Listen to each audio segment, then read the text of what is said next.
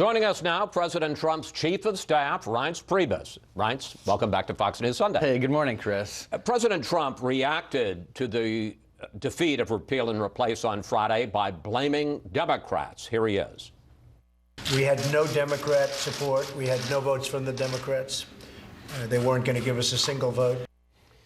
But Reince, the president never reached out to Democrats. You never offered Democrats a compromise. So how can you blame Democrats for this? Well, I mean, look, Obamacare, as we know, is imploding, and it is exploding, and every other adjective you can provide, it's going south. And it would be nice to get some Democrats on board. But you're right.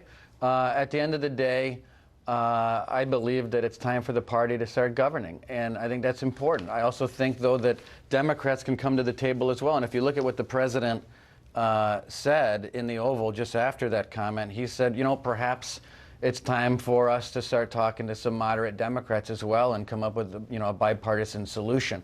I do think that there are Republicans this weekend, Chris, that are scrambling. I think there are people in the Freedom Caucus and the Tuesday group, and for those listeners, that's the moderate group, that are starting to talk about what the next steps are in order to prevent an implosion of Obamacare. But the president's also said that when Obamacare does ultimately explode, which it will, we are going to be prepared to lead again. And if Democrats come on board with a plan down the road, we'll welcome that. Okay, I want to talk about that in a second, but the president, I don't know if you even know this, has been tweeting this morning, and I want to put up a tweet. I see the look in your eye. No, I've seen You do see, no, this one. He said this morning, Democrats are smiling in D.C. that the Freedom Caucus, with the help of Club for Growth and Heritage, two conservative think tanks, have saved Planned Parenthood and Obamacare. So he seems to be putting it right on the right wing, the hardline conservatives in your own party. Well, I think the president's 100% correct, and he hits the bullseye in that tweet like he often does. We can't be chasing the perfect all the time. I mean, sometimes you have to take the good and put it in your pocket and take the win. And we have a two-party system in this country. You know, we're not Italy. We don't have 12 different parties where you have the super conservatives, the kind of conservatives, the moderates, and everyone else in between, and everyone fits nicely into one package. We have one party in the Republican Party and one in the Democrat Party. And the Republican Party came up with a package. The president met with over 120 members of the House.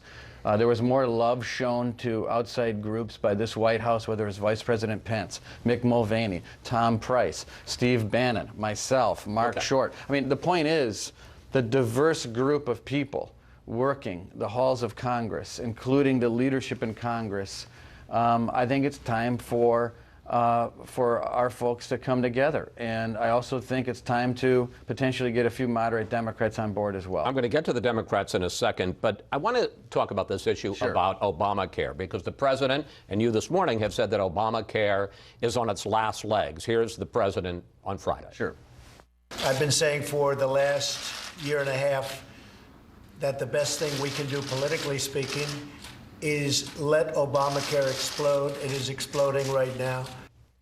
But Mr. Trump has also said he doesn't want to hurt the millions of people who depend on Obamacare right now. So the question is, will he do something, as you have problems with Obamacare, will he do things to prop it up, to stabilize it in the meantime, or is he just going to let it explode? Well, it's going to be a decision down the line, mainly driven by acts of Congress, as you know. I mean, there's funding issues coming up soon, I believe, in the next couple months in regard to But you could do things Obamacare. You could do things to try to protect those people. And it's a possibility, Chris. I don't think the president's closing the door on anything in regard to the issue of health care. But if you look at this bill and you look at what it provided, I mean, the tax relief, the largest entitlement reform in modern history. You look at the fact that we were almost to the point where we would be defunding Planned Parenthood, or we were to the point where we'd be defunding Planned Parenthood. The fact that some of these members took that and decided not to move forward with it, I think is a real shame. And I think the president's disappointed in a number of people that he thought were loyal to him that weren't. That all being said, I want people out there to understand that this president is not going to be a partisan president. This is a president that wants to provide, and you're right, he wants to make sure that people don't get left behind, You want to make sure that there's competition in the marketplace so that rates are lower and people can choose their doctor. So if those three things are incompatible with some members of the Republican House, then it's going to be incompatible, and then we need to work with moderate Democrats to make sure that that happens. We will leave no one behind. We want to make sure that people are covered, they pick their doctor, and they pay less, and we enforce competition in the market. Okay, That's so what and by the way, that's what this bill provided. I want to get to that because this is like the third time now in our brief conversation that you've talked about reaching out to Democrats. Is the lesson the president is taking away from this defeat that he's got to change his legislative strategy, that you don't have a governing majority in the House, that the Freedom Caucus never seems to get to yes, and that he's got to be more of a bipartisan president and reach out to Democrats and try to pick up some votes because you can't count on Republicans to give you the majority? Well, I don't know if he agrees with everything you just said, but what I do think is that everything's on the table. We'll give these guys another chance, and that's not really the point. If we can come up with a bill that accomplishes the goals of the president with Republicans alone, then we'll take it and we'll move forward with it. But we're moving on to tax reform. We've got the budget coming up. I think it's more or less a warning shot that we are willing to talk to anyone. We always have been, and I think more so now than ever, it's time for both parties to come together and get to real reforms in this country, whether it be taxes, whether it be health care, whether it be immigration, whether it be infrastructure. This president is ready to lead and sort of, over with the games in the legislature. Okay. Yesterday morning, the president tweeted this, and I want to put it up. Watch Judge Jeanine on Fox News at 9 p.m. Now, we all love Judge Jeanine on Fox News. I do love Judge Jeanine. But we were curious as to why he would call her out. Here was the start of her show last night. My opening statement. Paul Ryan needs to step down as Speaker of the House. Does the president want Paul Ryan to resign as Speaker? Well, first of all, I will go on record. We do love Judge Jeanine, and so does the president. I think it was more coincidental, Chris. Come on. I did not talk to the president about the tweet. I'm just telling you the truth. There was no pre-planning here. The president. Well, the president. But why would he say watch her, and then that's the first thing out of her mouth? Because he loves Judge Jeanine, and he wanted to do Judge Jeanine a favor. So does he want Paul Ryan to step down or no? No, he doesn't. And he's talked to Paul Ryan yesterday for about an hour. He believes what he said in the Oval Office on Friday. He doesn't blame Paul Ryan. In fact, he thought Paul Ryan worked really hard. He enjoys his relationship with Paul Ryan, thinks that Paul Ryan's a great Speaker of the House. So None of that has changed. I think this is more of a personal relationship, the president helping out a friend. And I assume the friend was Judge Jeanine, not Paul Ryan. Well, both of them are. But as to the tweet, but in terms of as to the tweet, yes. Okay. And now I want to pick up on somebody else. Sure. Here's what the New York Times reports today about the president's reaction to his defeat. I'm sure you've seen this morning. In a search for scapegoats, he, the president, asked his advisors repeatedly, whose fault was this?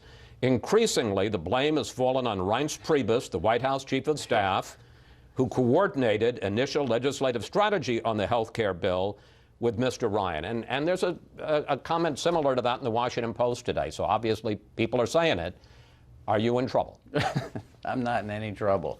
I've got a great relationship with the president. We talk all the time. In fact, just before coming on the set, he gave me a call. This is gossip hounds, and it's always going to happen. And I don't really care about it. I'm looking forward to accomplishing the president's agenda moving forward and working with anybody in the legislature to make sure that happens. Okay, let's talk about some item moving forward, and that is tax reform, which the president says is the next big thing that he's going to tackle. That's even more complicated than health care reform because it involves every industry, not just one industry, and you've also got a big split within the Republican Party because Speaker Ryan wants this border adjustment tax, which would tax imports, not exports, and there are a lot of Republicans who say, no way. So the question is the president having second thoughts after health care on following the lead of Paul Ryan, particularly when it comes to the border adjustment tax and tax reform in general?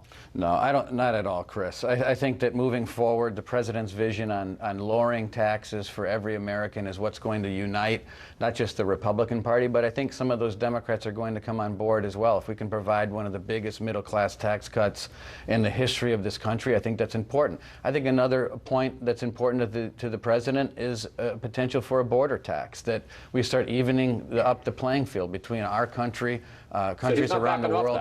He's not backing off of that.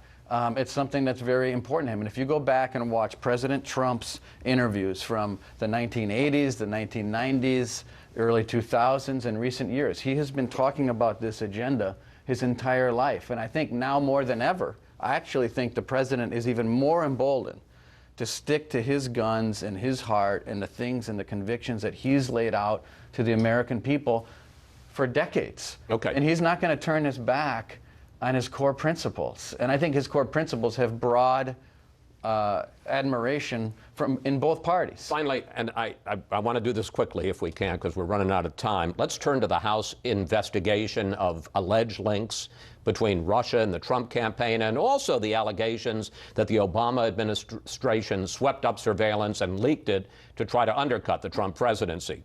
Let's do a lightning round here. Okay. Quick questions, quick worked, answers. by the way. I promise, these are going to be very easy. Sure. Does the president accept the conclusion from all sides that President Obama did not wiretap Trump Tower during the campaign, and is he ready to apologize? Okay, well, first of all, the answer is no. But no, he doesn't accept it. No, and I don't accept it. I mean, the reality is that, number one, when people say Obama, I think it's very clear Obama administration. No, I understand. But number two, I'm not if you look at this headline. This is in the New York Times. It says wiretapped data. This is the New York Times. I think it's safe to say. But that's nothing Wait a about second. Trump Tower. You asked me a question. I think it's, well, people working in Trump Tower. I think it's safe to it's say. nothing about Trump Tower. There were also surveillance of foreign targets. I think it's safe to say that when people use the word wiretapped, they're not talking about the president, hooking up wires into a telephone. Nobody's saying that. The fact is, reports have come out for many, many months now that people on the Trump campaign transition team were surveillanced by potentially some intelligence group, whether they were inadvertently swept up, whether the names were unmasked. Chris, you don't know the full answer to that question, and I don't either. That's a fine answer. But if people in the Trump transition were unknowingly surveillanced and illegally unmasked on documents, which is what is being alleged out there, I think it's a big problem, and I think ultimately President Trump is going to be proven correct that this wasn't right. So, but I don't know now my second question: does the president believe that this was a concerted effort by the Obama administration to sweep up this intelligence and to leak it to undercut the Trump presidency? Well, there's two things there. One, the leaks are apparent. I mean, it's obviously all over the place. Right. And I've been on your show before, and I've had people in my office at the highest levels of the intelligence community that volunteered. I didn't do anything wrong. That came into my office, shut my door, and told me that these stories about Russian contacts and collusion were ridiculous. So there are leaks out there that are injuring the president. It's wrong, and people should be prosecuted. Now, as to whether or not, to the first part of your question, that there's some sort of broad conspiracy, there's potentially something very wrong here. But I'm not going to go any further than that, other than to say that I think the documents that the intelligence committees have apparently asked for from all of these different agencies that they're collecting and reviewing will tell the story. I got one last question for you. Again, quick answer. Does Chairman Nunes coming to the White House and briefing the president before he briefed his own committee, did that undercut his credibility, and does that open the door to an independent investigation? Well, first of all, it's not for me to answer. It's for Chairman Nunes to answer.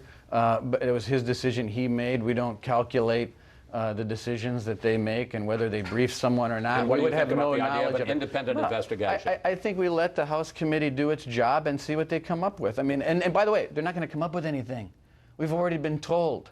I mean, I have been on the show. I'm not making this stuff up. Every single person that has been briefed by the intelligence community has come back to the sticks and told the press, we have been told that there's no should say truth. sticks is a the- reference to the cameras, microphones there and is no cameras and truth to the allegation that there is some sort of Okay. collusion between the Trump campaign and Russia. Reince, thank you. Thank you, sir. Better than last time, Yeah, right? we You were- didn't you call didn't- us an you didn't enemy go of to the Ben- you American didn't go to people. It went bananas this well. time. It's always All good right. to talk with you. You bet. Thank Please you, come Chris. back. You bet.